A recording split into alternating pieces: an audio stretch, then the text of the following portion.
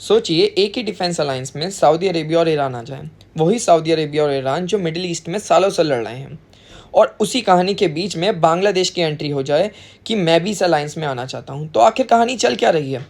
7 अगस्त 2026 को ये कहानी शुरू होती है। मक्का में पाकिस्तान और सऊदी अरेबिया और टर्की ने एक एग्रीमेंट साइन किया जिसको मक्का डिफेंस एग्रीमेंट कहते हैं। इसका सबसे बड़ा रूल था कि एक मेंबर पर अगर हमला किया गया तो तीनों मेंबर्स पर अटैक माना जाएगा। इसी वजह से इस एग्रीमेंट को इस्लामिक नाटो भी कहा जा रहा है। लेकिन असली ट्विस्ट इसके बाद आता है, जब पाकिस्तान की तरफ से ईरान को अलायंस में शामिल होने की बात सामने आई।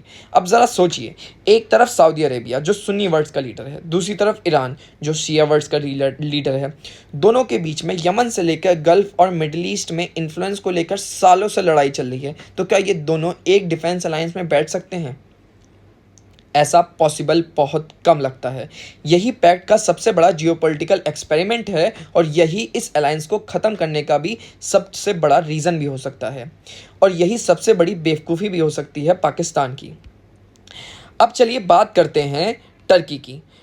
टर्की क्यों इतना ज़्यादा एक्टिव है? पहले तो इतना ज़्यादा एक्टिव नहीं रहा करता था। एक्चुअल में टर्की पुराने टाइम में 1924 में खिलाफाओं का बहुत ज़्यादा राज था, मतलब स्पिरिचुअली बहुत ज़्यादा उनकी रिस्पेक्ट थी।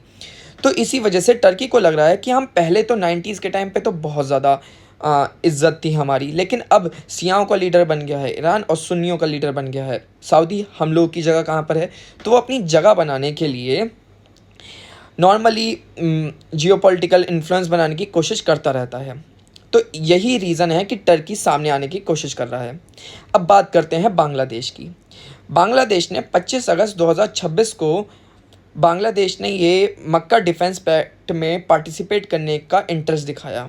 मतलब शुरुआत हुई थी पाकिस्तान, सऊदी और टर्की से, फिर ईरान को जुड़ने की बात हुई और बांग्लादेश भी अब सामने खड़ा है।